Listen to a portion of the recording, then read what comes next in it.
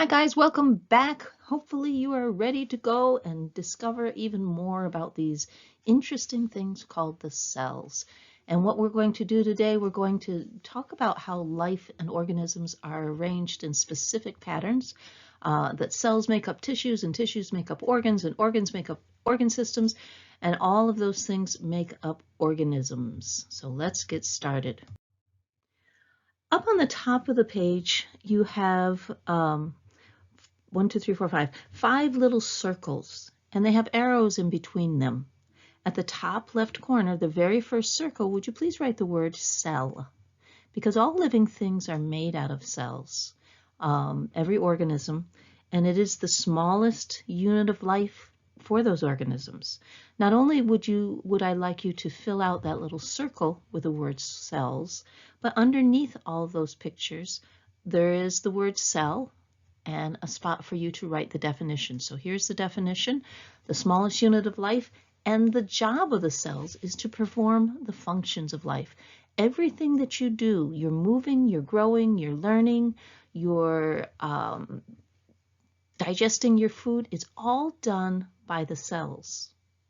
It may be done by many cells working together, which takes us to the next topic, but it is all done at the cellular level. In fact, when you do get cells that start to work together, we call them tissue.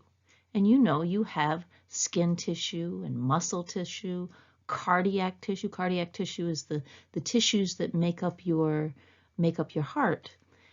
All of our cells, yes, are individual, and all of our cells are working on the functions of life, but all of our cells are also working together to keep us alive. So when you have different cells that are assigned one specific task, those cells working together for that common task are called tissue. So all the cells that are working together to provide the outer coating of your body, your skin, we call that skin tissue. So up at the top of the page, you wrote cells in the very first circle. I'd like you to write the word tissue in the next circle, because tissues are made out of cells. And underneath where you wrote the definition of cells, there's a line for you to write the definition of tissues: groups of cells working together for a common purpose. And I do want to remind you, and hopefully everybody's caught on to this, that I'm not going to pause long enough for you to write everything down. You may have to actually stop each slide and write the information down and then listen to what's going on.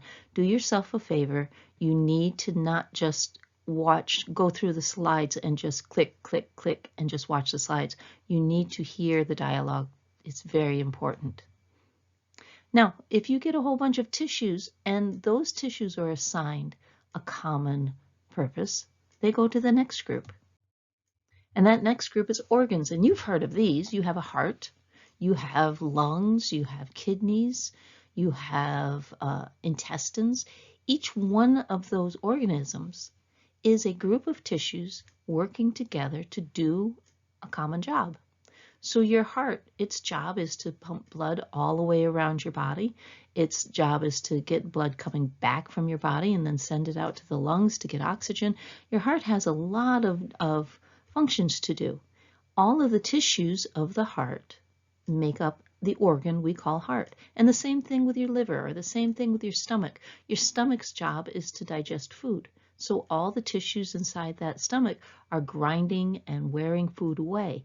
You would not want to all of a sudden your heart to start grinding and trying to wear something away. Each one of the organs has a specific purpose that it is doing. And an organ is made up of many tissues. So up at the top of the page, you wrote cells in the first circle, you wrote tissues in the second circle. The third circle, write the word organ.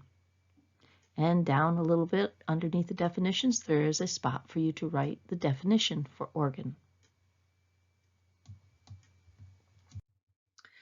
When you have a whole bunch of organs working together for a common purpose, we call it an organ system. And I mentioned some of them when I started mentioning about the heart. You have a heart, you have arteries, you have veins, you have capillaries. All of those are part of the cardiac system. When you have hip bones and leg bones and tibias and fibulas and phalanges and all the different types of names of bones, all of those bones are working together to perform the skeletal system. And the same thing goes with your muscular system, with your excretory system. These are different organs, but they are all attempting to achieve the same purpose. The blood, the circulatory system with the arteries and the veins and the heart are all trying to send nutrients and belongings all around your body and get oxygen down to the cells, get carbon dioxide out of the cells. That's its function. But the function of your digestive system is to digest food and to get the nutrients out of the glucose and to get the minerals and the vitamins out and into your bloodstream. Both of them do connect. They both have to work together, but there are many, many organs in the digestive system that are just working on digestion. They might be passageways like your esophagus that gets the food down to your stomach. It might be the stomach itself that's grinding the food up. It could be the liver that's providing enzymes and hormones to work on it. But all of them, their purpose is to digest that food. So again, up in the top circles, you have cell, and then tissue, and then organ, and then organ system. And all of these work together. And all of those systems work together to make you you. They make an organism. And that last circle is an organism. When we have all of these things working, we should have a master plan. We should have something that tells our body what to do. Now, I know you say, well, my brain tells my body what to do. Okay, but who told your brain? And how does your brain know? There is a thing that is very important for keeping you alive and keeping you functioning, and that is DNA. DNA is actually located in every single cell of your body, with the exception of a few, just a couple. But most all of the cells of your body have DNA. DNA is located in the nucleus of every cell, and it is the instructions for making cells and all their activity. So your body, if you cut your finger and have a paper cut, your body has a way of healing itself. How does it know that? Well, the DNA is responsible for making proteins and hormones and all the different things. It actually doesn't make them, but it has the directions to.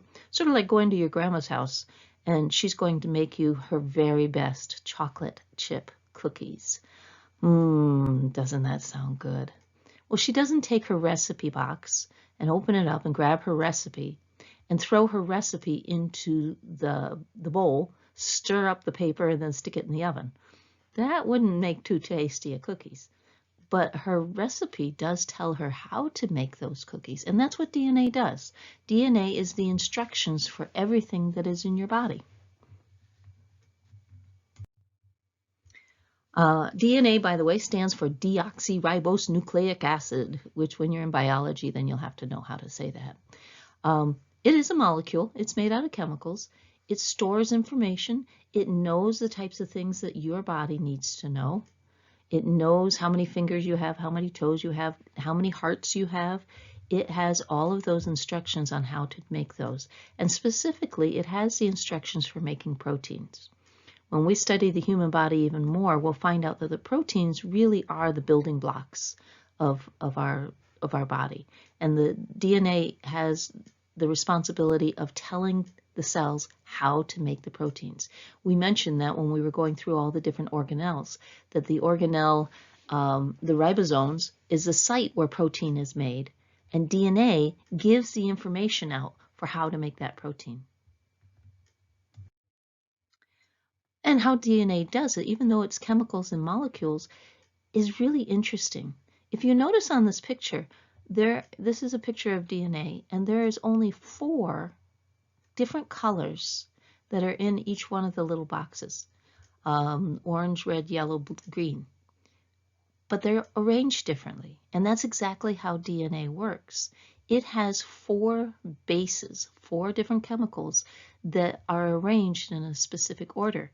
And depending on how they're arranged, it tells you what you're making. And I can give you an example from that, again, from cooking. Suppose I take some flour and sugar and a little bit of butter, some water, maybe an egg. I don't know, what else would be common in those? I guess those are pretty good to start, maybe a little salt.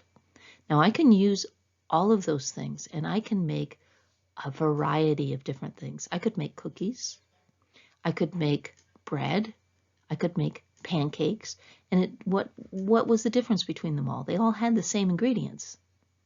Well, the difference was how I put those ingredients in and how much I put of each ingredient. Same way with the DNA. DNA has 4 chemicals in it. We label them with letters A, T, C, and G. How they're arranged in the DNA tells the story of how to make individual proteins and how to make the directions. Here's a picture, and it's kind of hard to say, and I'm not going to go into all the detail of it, but this is a picture inside the cell. And the big purple thing is the nucleus. The blue ribbon is supposed to be DNA. And then there's another ribbon, a red ribbon, and both of those are in the nucleus. So everybody's found the nucleus and they found the circle. DNA is really, really important. It doesn't leave the nucleus. It stays in there. It's sort of like in a bank vault. Maybe you have precious gems or something and you take them to the bank and they put them in this huge big vault so they are always protected. Well, the DNA is protected in the nucleus. So how does it get the information out to the ribosome? Well, there's a thing called RNA. And RNA can go into the nucleus. It can make a copy of the directions, whatever directions of the DNA it wants to make, makes a copy of it. And then it goes through little pores in the side of the nucleus and it slithers out to the ribosome. In the ribosome actually reads the information on the ribbon, on the RNA, and it makes the proteins that the cell needs and makes so that the cell can function and do what it needs to do.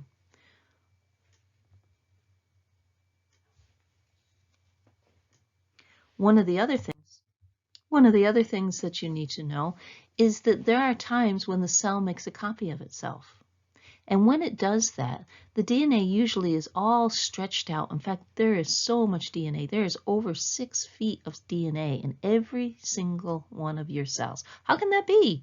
Well, because it's microscopic. It's 6 feet long, but it is hugely small. When a cell wants to make a copy of itself, though, that gets into a lot of tangling, and they want to make a copy that's exactly right. So God has designed DNA that when the cell wants to make a copy of itself, it concises itself into little bundles called chromosomes. Chromosomes are nothing more than bundles of DNA. Each chromosome has specific information. It's sort of like when you go to clean your room and you put all your socks in your socks drawer, you put all the books back up on the bookshelf, you put your shoes on the floor in the closet. You have specific places for all of your things to go, don't you? I bet. Anyway, chromosomes have specific places on them, and the DNA, whenever a cell is going to make a copy of itself, DNA forms these chromosomes, but it puts the exact information in the same spot each time it does this. And your cells could reproduce many, many, many times as you're growing. That's one of the things that helps your body to get bigger. So the chromosomes are nothing more than bundles of DNA. And humans, when our cells do form chromosomes, we have 46 of those chromosomes. This is a picture called a karyotype, and it's just a drawing, but it's showing you that there are 23 pair of chromosomes. And if you have pairs, there's 2 things in each pair, so you have 46 chromosomes. And I mentioned that the DNA organizes itself specifically in the same spot each time when it makes these chromosomes up. So when we look at the chromosomes, we can look at a picture like this of chromosomes and we can make sure that everybody is having exactly the right chromosomes where they need to be. I will let you look at chromosome number 23. Notice it's not labeled. It's labeled X and Y. The 23rd chromosome is a chromosome that determines whether you're male or female. And if you're female, you'll have an X and a Y for that 23rd chromosome. Excuse me, that was wrong. You'll have an X and an X if you're a female, and you'll have an X and a Y if you're a male. So the big question is why? Why do we have cells organized into tissues, tissues organized into organs, organs organized into organ systems? Why do unicellular animals, even though they don't have tissues and they don't have organs and they don't have organ systems, how do they survive at the cellular level with just one cell that's doing all the things that it needs to do? Why is there DNA in each cell so that each cell has the directions on how to make it? The design of it is just incredible. The design that God put into our bodies to make us the way we are is just exquisite. I can't give it any other word than that. But there's a word that means keeping everything in the way that it will stay alive and stay in the best condition possible. And that word is homeostasis. Now, this is your first year of science with me. You're going to hear this word over and over and over again for the next several years. It's an important word. It's what your body is doing to keep you alive.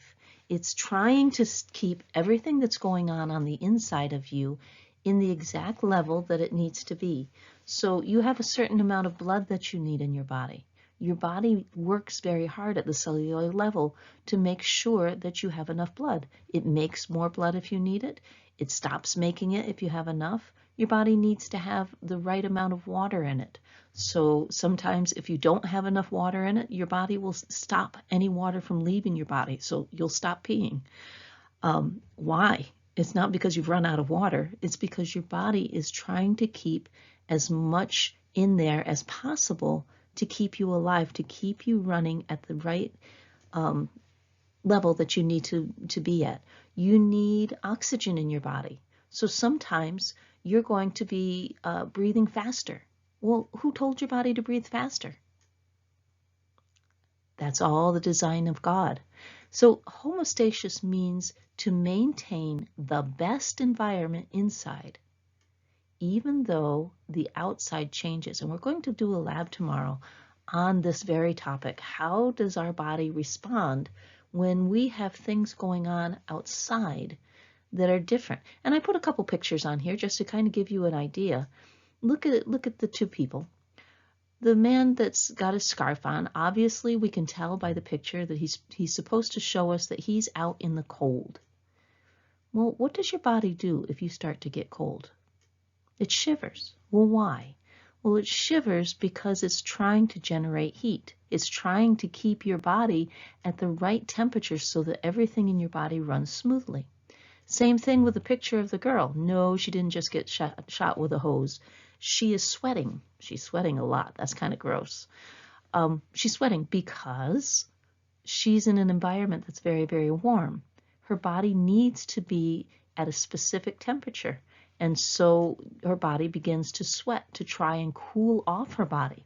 One of the reasons why you get a fever when you get sick is because your body knows that bacteria need a certain temperature in order to live. So if there's a bacteria that has invaded you, sometimes your body will elevate its temperature to try and kill off the bacteria. Your body's actually fighting for you by having a fever. That's why doctors will tell you, if you just have a really low fever, to not take any medicine. They'll tell you to wait it out for a little bit, because your body is acting on your behalf, trying to kill off what's trying to come in and cause you harm. Well, that's as far as we're going to go today. I have a couple videos for you to watch, and I also have a homework. The homework that you're going to do is called Cell Types. You'll find it, I gave you a copy of it on paper, but it's also a Google Doc inside Classroom.